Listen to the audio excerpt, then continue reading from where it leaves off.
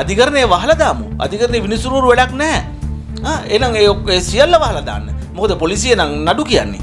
පොලිසියට එහෙම නඩු කියන්න බෑ. මිනිසුන්ට දඬුවම් දෙන්න බෑ. ඒකට දඬුවම හිමි වෙන්නේ අධිකරණයෙන්. පොලිසියක් කරන්නේ ඒ දඬුවමට අවශ්‍ය කරන බී වාර්තා සහ අදාළ සාක්ෂි සාධක කරලා එකතු කරලා නඩුවට ඉදිරිපත් කිරීම. මේ මිනිමරුවන් ආරක්ෂා කිරීමට නෙමෙයි. රටේ නීතිය හා සාම එහෙම නැත්නම් මිනිසුන්ගේ මානව හිමිකම් ආරක්ෂා කිරීම සඳහා තමයි අපි ඒවා කියන්නේ. එතකම් මේ යුද හමුදාපතිවරයා සේවයෙන් අත්හිටවන්න. මොකද මොහු සේවයේ සිටියේදී මේ පිළිබඳ පරීක්ෂණ කරන්න බෑ. ඔබ නීත්‍යානුකූල සමට නීතිය සාධාරණයි කියලා ඔබ කතා කරනවා අර රනිල්ගේ සිද්ධියේදී. අද එහෙමනම් මේ නීතියම තමයි සාධාරණ වෙන්න ඕනේ. අර හෙට්ටිආරච්චිටත් ගහපු පුද්ගලයා තුෂාරාධිකාරියට උසස් වීම ලැබෙනවා. ඒවට මේ මොකද මෙහෙම උත්තර දූෂිතෙක් ඊට ඉස්සලා මේ පෙට්‍රල් හොරකම් කරලා ගෑනු දූෂණය කරලා කොයිතරම් දේවල් තියෙනවද මේ ඔය කියන මේ තුෂාරාධිකාරියට විරුද්ධව. මේවා කොයි විදිහට ගියත් අපි ළඟ සාක්ෂි සාධක දෙනවා. ඒ සිරුරේ කොටස් පව අපි ළඟ තියෙනවා. ඔය සිරුරේ ඉස්සුවත් වැඩක් නැහැ. ඒ කොටසුත් අපි ළඟ තියෙනවා. ඒවා වුණත් අපි දෙනවා. ඒ පොඩි කොටසක් ඇති DNA වර්තාවක් දෙන්න. අපි ඒවා ඉතා සුරක්ෂිතව තියෙනවා. මේ ගේම් එක අපි අතාරින්නේ නැහැ. මේක අනිවාර්යෙන් මේ මිනිස්සයාට අපි සාධාරණේ අරන් දෙන්නේ වෙන කිසිම හේතුවක් හින්දා නෙමෙයි. මේ රටේ මෙහෙම යුද හමුදාපතිවරුන්ට එහෙම යුද හමුදාවේ ලොක්කෝයයි කියලා මිනිසුගේ මානව හිමිකම් නැති කරන්න බෑ. මේ යුද හමුදාපතිවරයාගේ පවුලේ මිනිස්සු තමයි අර උතුරු අහිංසක මිනිස්සුන්ගේ රත්තරන් බොඩු ටික හොරකම් කරේ. මම මේවා ෆොටෝස් වීඩියෝස් එක දැම්මේ. මෙහෙම තියෙනකොට මේ සම්බන්ධ පරීක්ෂණයට වගකියුතු පුද්ගලයෝ තමන්ගේ පවුලේ ඉන්න මේ ලසන්ත මේ ලසන්ත රොඩ්රිගුලා වගේ මිනිස්සුන්ට මිනිමරුවන්ට ලැජ්ජ නැතුව ජනාධිපති සේවාදිගු දුන්නා. යුද හමුදාපතිවරයා තමන්ගේ බලය නිසාම සෙබළුන් මරා දානවා නම් මේ විදිහට පෞද්ගලිකව මේවා පිළිබඳ පරීක්ෂණ සිදු වෙන්නේ නැත්නම් මේවා කාලකන්ණි වැඩ. මේවට කියන්නේ කාලකන්ණි වැඩ. ඒතර මේ කාලකන්ණි වැඩ වලට පොන්දක් තියෙන මාධ්‍යවේදියෙක් විදිහට මට නම් බලන් ඉන්න බෑ. හැබැයි ජාත්‍යන්තර පරීක්ෂණයක් දෙනවා. කවදා හෝ නීතිය හරියටම ක්‍රියාත්මක කරන රජයක්පත් වූ විටක මේ පරීක්ෂණ අනිවාර්යෙන් කරනවා. රට දාලා යන්නත් බෑ. රටේ ඉන්නත් බැරි වෙන විදිහට අපි මේ වැඩ ටික කරනවා. වකුගඩු බද්ධ කිරීමකින් තොරව වකුගඩු රෝගේ නිට්ටාවටම සුව කරගන්න MKP method Professor MKP. අයිබෝන් ගවේෂණාත්මක මාධ්‍යකරණයේ සමාජ මාධ්‍ය සන්නාමයේ සමගින් ඔබ මේ රැඳී සිටින්නේ. අපි ඔබට කිව්වා මිනිමෙරුමක් කළා කවදාකවත් හැංගෙන්න බෑ කියලා. ඒ වගේම අපි මේ සඳහා දිගින් දිගටම බලපෑම් සිදු කරනවා මේ පරීක්ෂණය නිවැරදි ආකාරයට සිදු කරන්නට. මීට මාස 7කට පෙර හෙට්ටිආරච්චි කියලා තරුණයෙකු යුද හමුදාවේ තරුණයෙකු මරා දමනවා මේ කුට්ටිකල යුද හමුදා කඳවුර තුලදී.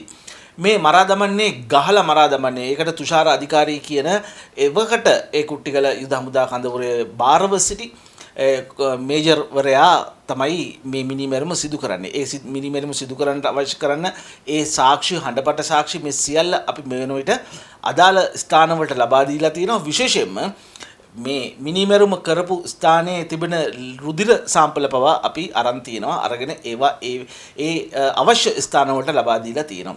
ඒ වගේම මොකද මේක කිව්වේ මේ කබරුවෙක් මරුවා කියලානේ. එහෙම කියන්න පුළුවන්. හැබැයි යුද හමුදාවේ සෙබළු නැත්තම් ඒ කැම්ප් එකේ සෙබළු නැත්තම් ඒ කැම්ප් එකේ ඉන්නවා සෙබළු ඕනතරම්. ඕනතරම් සෙබළු ඉන්නවා අවනීතියට එරෙහි. ඒ මිනිස්සු අපිට උදව් කරනවා. ඒ නිසාම මේ සියලු දත්ත තොරතුරු අපි ලබා දුන්නා. ඒ අනුව මේ පරීක්ෂණය අපි CID පැමිණිල්ලක් කරා මේ පිළිබඳව පරීක්ෂණ කරන්න කියලා. අර රණවිරු සංවිධානයේ අසේල ධර්මසිරි කියන සහෝදරයා. හැබැයි ඒ පරීක්ෂණය වෙනුවට CID එකෙන් කරේ මොකද්ද? මේ අදාළ හෙට්ටිආරච්චි කියන පුජ්‍යලයන්ගේ ගෙදරින් තකහණියක පාන්දර 4ට ගෙන්නගෙන යුද හමුදාපතිවරයා නිදොස් කරන්නට අවශ්‍ය කරන යුද හමුදාපතිවරයා මේකට සැකයි කියන වචනය නොදී මේ ඔහුගේ කට උත්තරය ලබාගෙන සේවා දිගුවක් ලබා දෙනවා යුද හමුදාපතිවරයාට. මේ පවතින රජය මේ දූෂණය වංචාව මේ සියල්ල නැති කරනවායි කියලා ආපු රජය පැරණි විදිහට දූෂිතයන්ට සේවා දිගු දෙන්නේ නැහැ කියපු රජය. ඒ රජය තමයි මේ විදිහට මේ යුද හමුදාපතිවරයාට මේ සේවා දිගුව දීලා මේ අනීතික තමන්ට හෙංචයියෝ වෙන මේ පුජ්‍යලයෝ තවදුරටත් යුද හමුදා තුල තියාගෙන මේ මර්ධනයක් කරා එහෙම නැත්නම් ඉදිරියේදී ඇතිවෙන්නා වූ යම්කිසි දේශපාලනීය මර්ධනයක් උදෙසා මේ පුජ්‍යලයන්ව තියාගෙන රැකගෙන මේ පවතින දේශපාලන ව්‍යුහය එහෙම නැත්නම් මේ අනුර කුමාරගේ රජය ක්‍රියාත්මක කරනවා. ඒ නිසාම අපි මේ දාපු CID පැමිණිල්ල මම දන්නේ කිසිම වග විවාහකින් තොරව අඩුමතරමේ මේ මැරිච්ච පුජ්‍යලයාගේ ෆෝන් ටික නැහැ. තාම ෆෝන් දෙකක් තියෙනවා. ෆෝන් දෙක අතුරුදහන්. මරණ පරීක්ෂණ වාර්තාව නැහැ. එතකොට මේකේ පරීක්ෂණයක් වෙන්නේ කොහොමද? අපි කියනවා අපි ඒවා අවශ්‍ය තැන් වලට ජාත්‍යන්තරයට පවා මේ සම්බන්ධව අපි රිපෝට් කරලා තියෙන ජාත්‍යන්තර පරීක්ෂණ පැවැත්වෙනවා. එක්සත් ජාතීන්ගේ මානව හිමිකම් කවුන්සිලය තුළ මේ අගෝස්තු මාසයේ පැවැත්වෙන මේ සැප්තැම්බර් මාසයේ පැවැත්වෙන මේ ජිනීවාහි ඒ සඳහා අපි ඒ අවශ්‍ය සියලු ලියවිලි යවලා තියෙන්නේ. මේවා පරීක්ෂණ පැවැත්වෙනවා. ඒ නිසා එහෙම ලේසියෙන් සිල්ලට බේරෙන්න බෑ මේ මිනිමෙරු. මොකද අපි දන්නවා දැන් හෙට අනිද්දා ඇවිල්ලා යුද හමුදාවෙන් ඇවිල්ලා අර මිනිය වල්ලපු තැන මිනිය උස්සන්න තියෙනවා. එහෙම අවස්ථාවන් තියෙනවා. ඒ නිසා ඒවට නම් සුම්මා. ඒ නිසා අපි සියලු දේ අපි ඊ타මත්ම පරිස්සමට ඒ සාක්ෂි ලබාගෙන තියෙනවා. ඒවා ඒ අදාළ ජාත්‍යන්තර කටයුතු සඳහා අපි යවලා තියෙනවා. ඒ වගේම ඊයේ දවසේ හරියටම මේ දවස් 7 මාස 7 මේ පිරෙන ඒ ඊයේ දවසේ ඔන්න මේ පරීක්ෂණ නැති නිසාම යුද හමුදාපතිවරයාට විරුද්ධව පැමිණිල්ල සිද්ධ වෙනවා. මොකද මෙතෙක් කල් කිව්වේ යුද හමුදාපතිවරයාට පැමිණිල්ලක් නැහැ. මේක මරණය සම්බන්ධ පැමිණිල්ලක් කියන ඔන්න දැන් මේ තියෙන්නේ ඒ පැමිණිල්ල පිටපත. ඔව් කියන්නේ. මට කියන්න මොකද්ද ඔයගොල්ලෝ කරපු පැමිණිල්ල සම්බන්ධව මේ කාටද කවුරු මොකද්ද පැමිණිල්ල මොකද්ද හේතුව? අපි පැමිණිල්ල දැම්මේ මගේ නැති වෙච්ච පුතා ගැන. පුතා මේ නැති වෙලා හෙටට මාස 7ක් වෙනවා. මේ වෙනකන් කිසිම දෙයක් නැහැ, කිසිම මේ තොරතුරක් නැහැ, මරුණ විදිහක් නැහැ. ඒ ගැන තමයි පරීක්ෂණයක් ඉල්ලලා බාර දුන්නේ. ඒ ටික තමයි ඉතින් ඔයගොල්ලෝ කොහටද පැමිණිල්ල බාර දුන්නේ? අපරාධ විමර්ශනයකට. යුද හමුදාපතිවරයාගේ මේ සිද්ධිය සම්බන්ධව යුද හමුදාපතිවරයා විසින් මේ වාගේ පුතා හෙට්ටිය ආරච්චිනේ. ඔව් හෙට්ටිය ආරච්චි මගේ පුතා. හරි. ඒවා බලලා මේ කට්ටිය මේ වගේ උත්තර කරුවන් හැටියට අරගෙන අපිට මේ සාධාරණයක් ඉෂ්ට කරලා දෙන්න කියලා. හරි. එහෙනම් බොහොම ස්තුතියි. හරි සර් ස්තුතියි. මේ පැමිණිල්ලේ අනුව ඍජුවම යුද හමුදාපතිවරයා සැකකරු ලෙස නම් කරලා තියෙනවා. දැන් පරීක්ෂණ ආරම්භන CID එකට අපි කියන්නේ අපරාධ පරීක්ෂණ දෙපාර්තමේන්තුව විශේෂම ශානි මහත්තයාට මේ පිළිබඳව පරීක්ෂණ ආරම්භන්න. මොකද මේ ආණ්ඩුවෙන් දුන්න දැම්ම ආණ්ඩුවෙන් සේවා දිගු දුන්න මේ යුද හමුදාපතිවරයායි කියලා එහෙම හංගන් ගැහුවොත් කමක් නැහැ. අවුරුදු ගානක් ඔයගොල්ලෝ එහෙම ගහන්නකෝ. හැබැයි ජාත්‍යන්තර පරීක්ෂණයක් යනවා. කවදා හෝ නීතිය හරියටම ක්‍රියාත්මක කරන රජයක්පත් වූ විටක මේ පරීක්ෂණ අනිවාර්යෙන් කරනවා. රට දාලා යන්නත් බෑ, රටේ ඉන්නත් බැරි වෙන විදිහට අපි මේ වැඩ ටික කරනවා.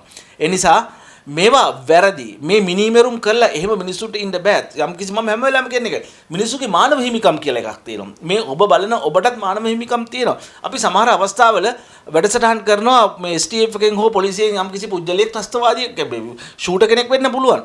කාගේ හෝ අපිට වැඩක් නැහැ මේක මේ අසංකලාගේද එහෙම නැත්නම් කංජිපාණිලාගේද එහෙනම් කොස්ගොඩ සුජීගේද අපිට ඒක වැඩක් නැහැ. කාගේ වුණත් ෂූටර් කෙනෙක් අල්ලලා අනීතිකව STF එකෙන් හරි පොලිසියෙන් හරි ගිහලා මරනවා නම් අපි ඒක පෙන්නනවා. ඒ පෙන්නන්නේ වෙන හේතුවකට නෙමෙයි. මේ ත්‍ස්තවාදීන් මේ මිනිමරුවන් ආරක්ෂා කිරීමට නෙමෙයි. රටේ නීතිය හා සාම එහෙම නැත්නම් මිනිසුගේ මානව හිමිකම් ආරක්ෂා කිරීම සඳහා තමයි අපි ඒවා කියන්නේ. ඒ නිසා සමහර මේවා නොදන්න ඒවා තේරුම් ගන්නට බැරි පිරිස් සමහර විට කමෙන්ට්ස් දානවා. අපි කමන්නේ ඒ කමෙන්ට්ස් අපි උන්ට ඇලෝ කරනවා. හැබැයි ඔවුන් කියන්නේ මේ මිනි මරුවෝ ඒ නිසා මොවුන්ට ඒ විදිහටම නීතියෙන් ඒ අර මොකද්ද ඒ බනිස් වලට ඒ කෙසල් ගෙඩි දෙන්න ඕනේ කියලා. එහෙම කෙසල් ගෙඩි දෙන්න මේ පොලිසියකට බෑ. එතකොට අපි කෙලිම මේ මොනවද මේ අධිකරණයේ වහලා දාමු. අධිකරණයේ විනිසුරුවරු වැඩක් නැහැ. එහෙනම් ඒ සියල්ල වහලා දාන්න. මොකද පොලිසිය නම් නඩු කියන්නේ. පොලිසියට එහෙම නඩු කියන්න බෑ. මිනිසුන්ට දඬුවම් දෙන්න බෑ. ඒකට දඬුවම හිමි වෙන්නේ අධිකරණයෙන්. පොලිසියක් කරන්නේ ඒ දඬුවමට අවශ්‍ය කරන බී වාර්තා සහ අදාළ සාක්ෂි සාධක කරලා එකතු කරලා නඩුවට ඉදිරිපත් කිරීම. ඔබට නීතිය මදි නම් දැන් කියන්න පුළුවන් නීති නෑ ඕන තරම් නිදහස් වෙනවා මාසය දෙකයි ඔහොමනේ කියන්නේ. ඔව් ඒකට තමයි මිනිස්සු ඔබ අපි ඡන්දය දීලා මේ අලුත් ආණ්ඩුවක් පත් කරේ. එහෙනම් මේ අලුත් ආණ්ඩුවක් මේ සියලුම ආණ්ඩුපත් කරේ ව්‍යවස්ථා දායකය කියලා කියන්නේ පාර්ලිමේන්තුව. මේ පාර්ලිමේන්තුව එහෙම නැත්නම් ව්‍යවස්ථාව හදන තැනට මේ මිනිස්සු යවලා වැඩි බලයක් ලබා දීලා 103න් 2කටත් වඩා වැඩි බලයක් ලබා දීලා එතන තියන්නේ ඇයි? එහෙමනම් අර කියන නීති මදි නම් නීති හදන්න. නීති හදන තැනයි පාර්ලිමේන්තුව කියන්නේ. අන්න එතනට ඔබ යවලා ඒ මිනිස්සු නීති හදන්න නැතිකොට මේ පොලිසියට බලතල අරගෙන මිනිස්සුම මරලා දාන්න බෑ. ඒක ඔබට තේරෙයි. ඔබ හිතයි මේ ෂූටර් කෙනෙක් මරන්නේ. එහෙම නැත්නම් මේ වෙන කෙනෙක්ව මරන්න කියලා ඔබ හිතයි. හැබැයි කවදා හෝ අනීතිකව ඔබේ ගෙදරට ඇවිල්ලා ඔබත් එක්ක ප්‍රශ්නයක් ඇති වෙච්ච මොනම හේතුවක පෞද්ගලික ප්‍රශ්නයකදී පොලිසියේ මහත්වෙක් එක්ක හරි වෙනත් කවුරුත් එක්ක හරි ඔබ ප්‍රශ්නයක් ඇති වෙච්ච දවසට කවුරුන් හෝ ඇවිල්ලා අනීතිකව ඔබේ දරුවා හෝ ඔබේ සහෝදරයාව අරන් ගිහලා මරලා දානවා නම් අන්න එදාට ඔබට තේරෙයි මානව හිමිකම් කෝ කියලා. ඒක නිසා මේ මානව හිමිකම් පිළිබඳව සටන තියෙන්නේ. එහෙම නැතුව මේ කාගෙන්වත් සල්ලි අරගෙන කාවත් බේරන්න නෙමෙයි. ඒක ඒ විදිහට හිතනවා කියලා කියන්නේ එහෙම මානසිකත්වයක් තියෙන මිනිස්සුත් එක්ක අපි තර්ක කළ වැඩකුත් නැහැ. ඒගොල්ලෝගේ දැනීමේ හැටියෙන් ඒගොල්ලෝ කමෙන්ට්ස් කියන්නේ. හැබැයි ඇත්ත කතාව මේක. ඒ නිසා මේ මානව හිමිකම් සම්බන්ධව මම සටන් කරන්නේ. මේ මානව හිමිකම් පිළිබඳව සටන් කරනකොට මේ යුද හමුදාපතිවරයා කියලා කියන්නේ ගිලිපුට්ටෙක්. ලිලිපුට්ටෙක්. ඔන්න අද ඉඳලා මගේ channel එකට memberships ගන්න ඔයාලට පුළුවන්. super thanks කරන්න ඔබට අවස්ථාවක් ලබා දීලා තියෙනවා. මේ memberships තුන් ආකාරයයි. පළවෙනි එක supporter, දෙවෙනි එක super fan, තුන්වෙනි එක VIP. මේ කැමති ආකාරයකින් අපිට support එකක් දෙන්න. අපි යන මේ ගමනට අපිත් එක්ක අත්වල බඳගන්න. facts and figures එක්ක. උදාහමුදාපතිවරයා කියලා චරිතයක් අපිට වැඩක් නැහැ. ඒ මනුස්සයා උදාහමුදාපතිවරයා ජනාධිපති වුණත් අපිට වැඩ නැහැ. මානව හිමිකම් රකින්න ඕන. ඒ මනුස්සයාට පෞද්ගලිකව තමන්ගේ ප්‍රශ්නයක් තියෙනවා නම් පුජ්‍යලෙක් එක්ක ඒක කරගත යුත්තේ ඒ පුජ්‍යලයාව යුද හමුදාවේ විදිහට එක්කෝ ඔහුව ඉන්ටර්ඩික් කරලා දාන්න ඕනේ. එහෙම නැත්නම් ගිහිල්ලා බන්ධනාගාරගත කරන්න ඕනේ. තමන්ගේ ගෙදර පුජ්‍යලයාගේ ගෙදර මේ කාන්තාවගේ දරුවගේ මේ ප්‍රශ්නකුත් තියාගෙන අනිත් මනුස්සයා මරලා දාන්න මෙහෙම යුද හමුදාපතිවරයෙකුට බැහැනේ. මොකද මම මේ කතාව ආයි කියන්නේ නැත්තේ ඒ දරුවා පව් නිසා. මොකද දරුවා කරන්න දෙයක් නැහැනේ මොනවා වුණත් තාත්තලාගේ වැරදි වලට. ඒ නිසා තමයි මම මේ නම්ගම් කියන්නේ නැත්තේ. නමුත් මම ඊට පෙර වැඩසටහනේ කියලා තියෙනවා. හැබැයි මෙහෙම නම් යුද හමුදාපතිවරු වැඩ කරන්නේ යුද හමුදාපතිවරයා තමන්ගේ බලය නිසාම සෙබළුන් මරා දානවා නම් මේ විදිහට පෞද්ගලිකව මේවා පිළිබඳ පරීක්ෂණ සිදු වෙන්නේ නැත්තම් මේවා කාලකන්ණි වැඩ. මේවට කියන්නේ කාලකන්ණි වැඩ. ඒතර මේ කාලකන්ණි වැඩ වලට කොන්දක් තියෙන මාධ්‍යවේදියෙක් විදිහට මට නම් බලන් ඉන්න බෑ. මම මේ සම්බන්ධව කටයුතු කරනවා. ඒ සම්බන්ධව විරුද්ධ වෙනවා. ඔබට ලබා දෙන ඔබ තමයි ජනතා පරමාධිපති. එහෙම නැත්නම් ඔබ තමයි ජනතා අධිකරණය. මම හැම වෙලාවෙම කියන්නේ. මේ ජනතා අධිකරණයට මම ඔබට කතා කරලා මේ දේවල් දෙනවා එක්කම ඊට අවශ්‍ය රාජ්‍ය නීතියට අනුව අපි ඒ අදාළ කටයුතු සිදු කරන්න ඒ වාට පෙළඹවීම් සිදු කරනවා. ඒ නිසාම මේ පිළිබඳව දැන් CID පැමිණිල්ල දෙනවා. යුද හමුදාපතිවරයාට තමයි පැමිණිල්ල දාලා තියෙන්නේ. ඒ නිසා මේ පිළිබඳ පරීක්ෂණ කරන්න. ඒ වගේම මේ පරීක්ෂණ කරනකම් මේ යුද හමුදාපතිවරයා මේ සේවයේ ඉන්න බෑ. සේවයේ හිටියොත් මේ පරීක්ෂණ සිදු කරන්නට බෑ. එහෙමනම් ගරු ජනාධිපතිනි සේනාධිනායක ජනාධිපතිතුමනි ඒ වගේම තුය්‍යකොන්තා ඔබතුමා මේ යුද හමුදාපතිවරයාගේ යාළුවා වුණාට කරන්න දෙයක් නැහැ. එතකම් මේ යුද හමුදාපතිවරයා සේවයෙන් අත්හිටවන්න. මොකද මොහු සේවයේ සිටියේදී මේ පිළිබඳ පරීක්ෂණ කරන්න බෑ. ඔබ නීත්‍යානුකූල සමට නීතිය සාධාරණයි කියලා ඔබ කතා කරනවා අර රනිල්ගේ සිද්ධියේදී. අද ඒ සම්බන්ධව සිදුවීම් සිදු වෙනවා මේ කොළඹ. ඔබ ඉතා පැහැදිලිව කියනවා සහ ඔබගේ සහචරය පැහැදිලිවම කියනවා නීතිය සමට සාධාරණයි. එහෙමනම් මේ නීතියම තමයි සාධාරණ වෙන්න ඕනේ අර හෙට්ටිආරච්චිටත්. හෙට්ටිආරච්චෝ එහෙම ගහලා මරන්න බෑ. බල්ලෝ බලල්ලු වගේ. එහෙමනම් ඒ ගහපු පුජ්‍යලයා තුෂාරාධිකාරියට උසස් වීම ලැබෙනවා. ඒවට මේ මොකද මෙහෙම උත්තර දූෂිතෙක් ඊට ඉස්සලා මේ පෙට්‍රල් හොරකම් කරලා ගෑනු දූෂණය කරලා කොයිතරම් දේවල් තියෙනවද මේ ඔය කියන මේ තුෂාරාධිකාරියට විරුද්ධව. ඒතර මේ තුෂාරාධිකාරීව ප්‍රොමෝට් කරනවා. මොකද අර මිනිහ මරපු හින්දා මේ ප්‍රේමරත්නගේ කියවන්න. ප්‍රේමරත්න තමයි මේ හමුදාවේ තුන්වෙනියනේ. ඔහු තමයි මේ නිලන්ත ප්‍රේමරත්න තමයි මේක සන්තැපිකම කරන්නේ හමුදාපතිත් එක්ක මේ කතා කරලා මෙතන මරලා දාමු කියන එක. මොකද දැන් ඒ අය ඉන්නේ දැන් නිලන්ත ප්‍රේමරත්න ඊළඟට යුද හමුදාපති වෙන්න. මොකද මෙයාට අවුරුද්දක සේවා දිගුවක් දුන්නේ හින්දා ගත්ත හින්දා ඔන්න ඉතිරි ඔක්කොම ටික නැතුව යනවා. ඊළඟ නිලන්ත ප්‍රේමරත්න තමයි යුද හමුදාපති බවට පත් වෙන්නේ. කොහොමද ගේම් එක? මේ මිනිමෙරුමත් කරලා මිනිමෙරුම කරලා ඊට පස්සේ ඒවා ෂේප් කරන්න මිනිමෙරුම ෂේප් කරගන්න මාර ගේම් ගහන්නේ. ලැජ්ජයි. ජනාධිපතිටත් මන් දන්නේ කොන්දක් තියනවද කියලා මේවා පිළිබඳව තීරණය කරන ඒවා පිළිබඳව දැනුවත් වෙන්න. ඒක නිසා මේවා කොයි විදිහට ගියත් අපි ළඟ සාක්ෂි සාධක දෙනවා. ඒ සිරුරේ කොටස් පව අපි ළඟ තියෙනවා. ඔය සිරුරේ ඉස්සුවත් වැඩක් නැහැ. ඒ කොටසුත් අපි ළඟ තියෙනවා. ඒවා වුණත් අපි දෙනවා. ඒ පොඩි කොටසක් ඇති DNA වර්තාවක් දෙන්න.